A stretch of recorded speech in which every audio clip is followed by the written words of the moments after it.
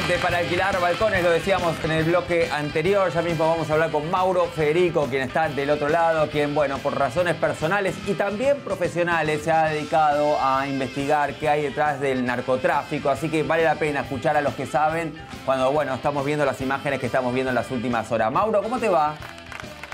Hola, Zucca, querido. Bien, aquí estamos, siguiendo con mucha atención y te diría no poca consternación todo lo que está sucediendo tras el coletazo de este incidente tan serio, ¿no? Que costó la vida ya de 20 personas producto del consumo de cocaína envenenada, ¿no? Totalmente, la verdad que muy triste, las imágenes, lo que está pasando, las víctimas. Bueno, la verdad que habla de cierta descomposición social, ¿no? Que uno sospecha, o si querés tiene la certeza que hay, pero cuando lo ves y te choca, te pega directo en la cara, es un piñón realmente, ¿eh?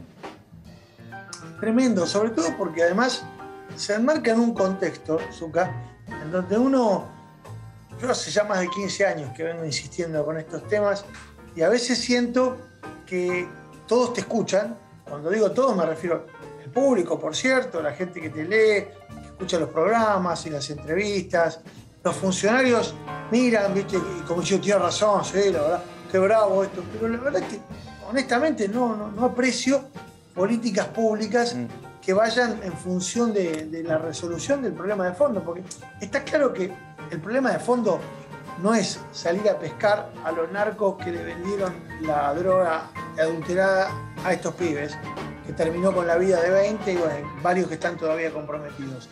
Eso va a resolver una instancia determinada, pero para resolver el problema de fondo hay que terminar primero con la hipocresía, segundo con la connivencia entre el poder policial, el poder político y las organizaciones criminales, y en tercer lugar tener el coraje de plantarse un día y decir, bueno, basta, esto verdaderamente se terminó y no hay más margen para la constitución de estos negocios paralelos a partir de estos pactos establecidos tácitos entre gobiernos y policías, y entre policías y traficantes.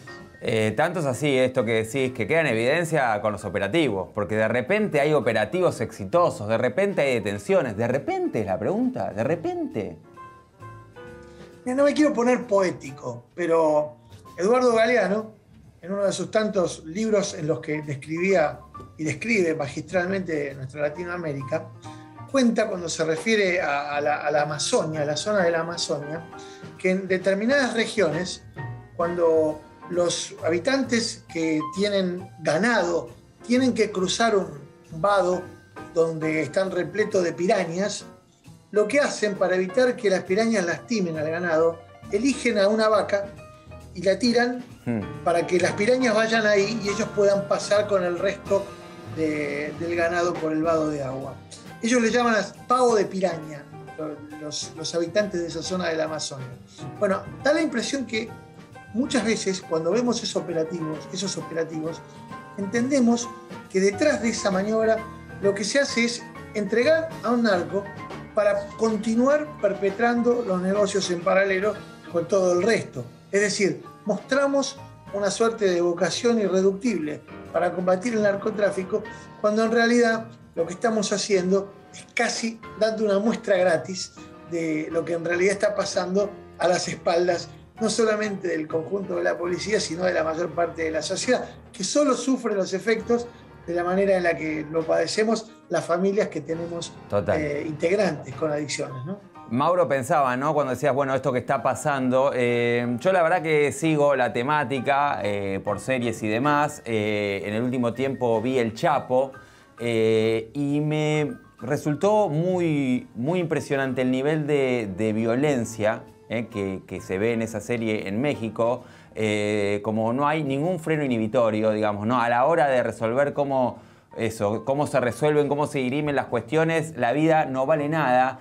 Y estoy muy impresionado porque ahí veo el asesinato de dos chiquitos muy chiquitos en la historia por una disputa entre carteles. Eso mismo ocurrió días atrás nada más en Rosario, donde es asesinada brutalmente una nenita de 1 año a 1 año y medio. Y yo noté que la noticia casi que había pasado. No vi realmente un repudio del poder político, no solo de Santa Fe, sino a nivel nacional, lo que estamos viendo. Realmente me dio la sensación que ese crimen marcaba un antes y un después. No vi nada. Ahora veo esto. Evidentemente hay un desprecio por la vida tal que me parece que es realmente alarmante. Esto es un cambio de paradigma, digamos, estamos ya entrando en un lugar donde, bueno, evidentemente se han corrido los límites que se creía que había. Mira, remitís a un hecho que claramente no es que pasó desapercibido, pero que no se le dio la valoración periodística y social que ha tenido realmente. Me impresionó eso, lo social. Como que hemos naturalizado, no estuvo en la gente, no se habló, o yo sentí que no se habló por lo menos.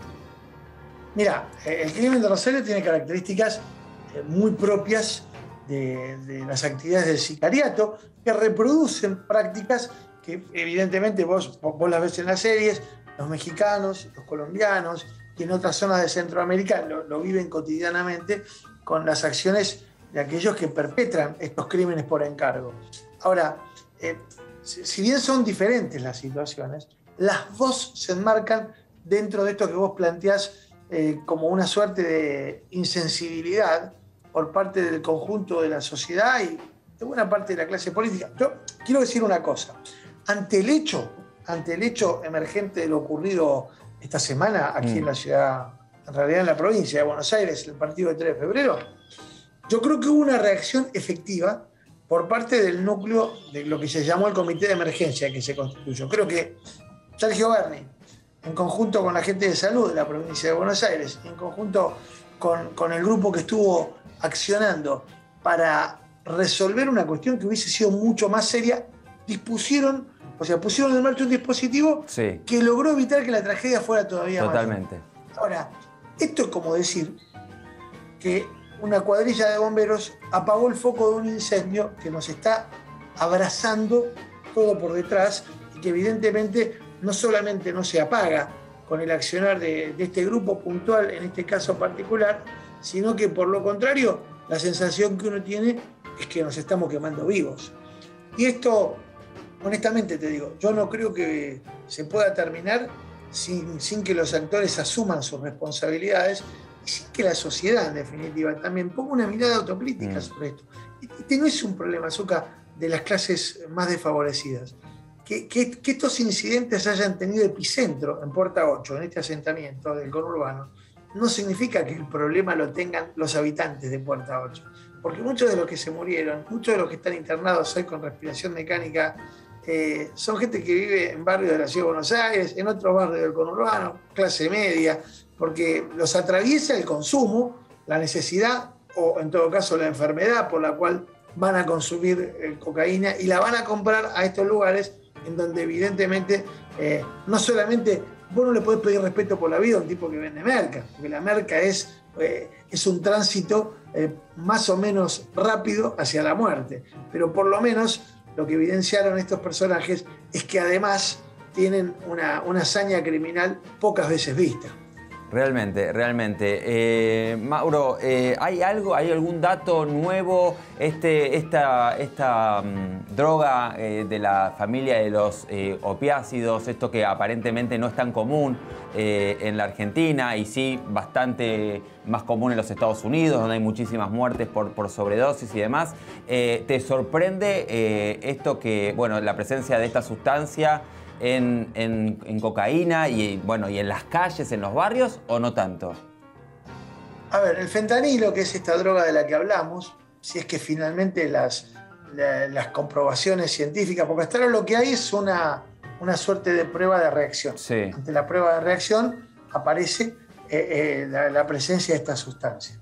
Todavía no se logró efectuar las pruebas que determinan exactamente qué tipo de sustancia es. Pero presuponiendo que se trata de fentanilo, que es un derivado del opio, lo que nosotros tenemos acá, evidentemente, es una decisión de llevar adelante una mezcla que claramente, cuando uno las combina, cuando uno combina el clorhidrato de cocaína con el fentanilo, lo que obtiene es un cóctel pero absolutamente devastador para cualquier organismo.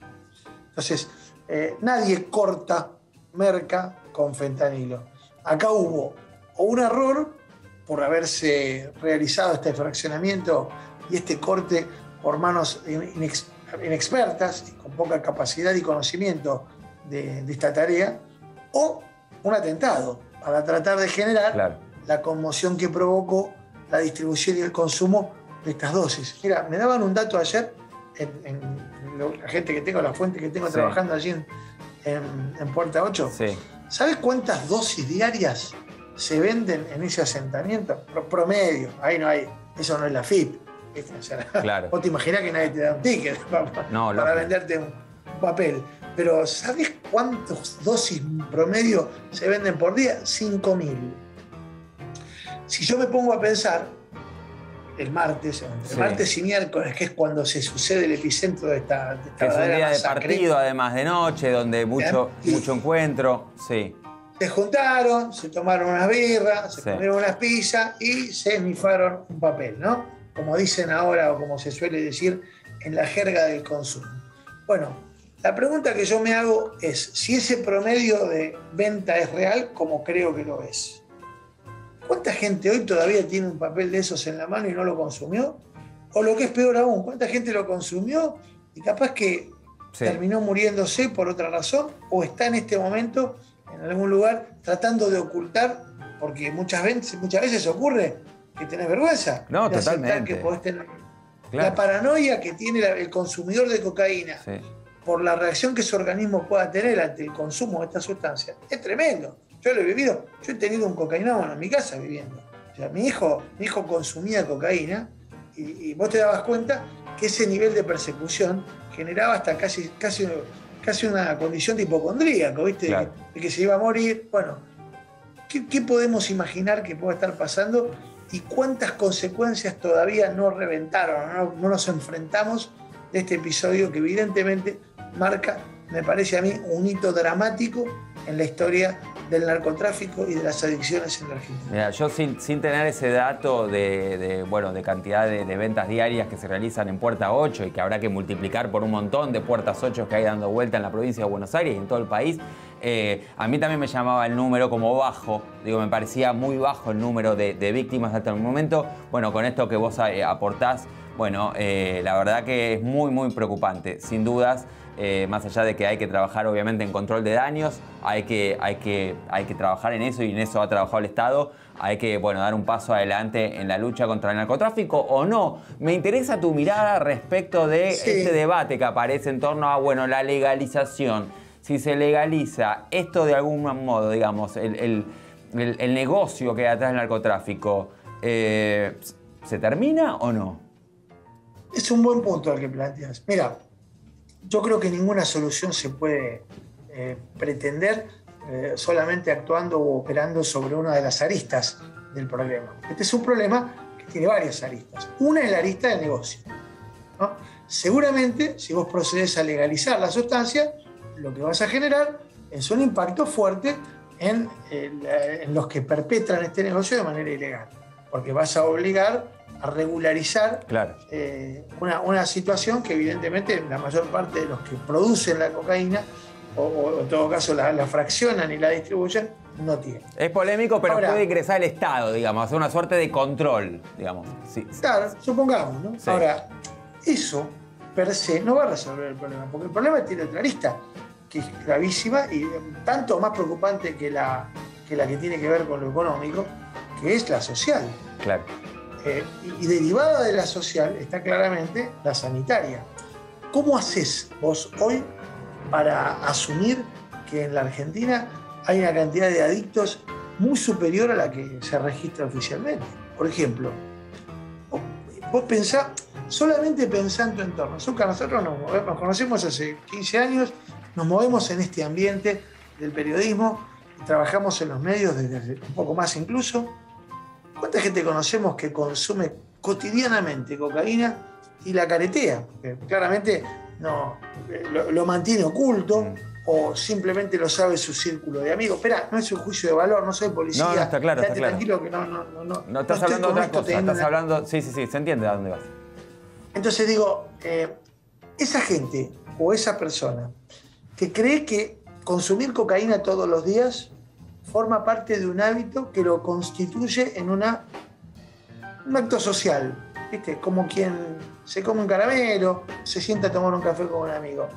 Esa persona no está padeciendo una adicción, no es víctima de una dependencia que ni siquiera reconoce. Entonces, si yo voy a proceder desde el Estado a tomar cartas en el asunto, no puedo desconocer esta situación. Y puedo mirar para otro lado cuando establezco parámetros para entender que no es lo mismo una persona que toma la decisión de consumir desde una condición social y desde una formación educativa determinada, que aquel que muchas veces, por la angustia que le genera una situación, como por ejemplo no tener para morfar, termina cayendo en las redes no solamente de la adicción, sino del narcotráfico. Entonces, ¿cómo establecer esos matices diferenciales? Yo creo que ese es el gran desafío, más allá de que entiendo que es hora de que discutamos un cambio de paradigma respecto de la idea de considerar a la droga como el enemigo. La droga no es el enemigo. En todo caso, si hay que luchar contra algo, lo que hay que luchar es contra la soledad, la angustia, todas esas cosas que nos genera una sociedad y que llevan a las personas con adicciones a caer en las garras de los tipos estos que hacen negocio vendiéndole esta basura. Entonces, absolutamente. Por eso digo, mucho más complejo, Zuquita, y creo que merece un abordaje multidisciplinario que pocas veces se le ha dado en la historia contemporánea argentina al tema. Bien, y que ya evidentemente es hora, es realmente urgente. Mauro, un placer enorme, como siempre, hablar con vos. Igualmente para mí, te mando un abrazo grande, Zuquita. Un abrazo muy grande, gracias. Mauro Federico, alguien que sabe y mucho de la cuestión, por eso valía la pena escucharlo. Hacemos una pausa breve, no se vayan, temas.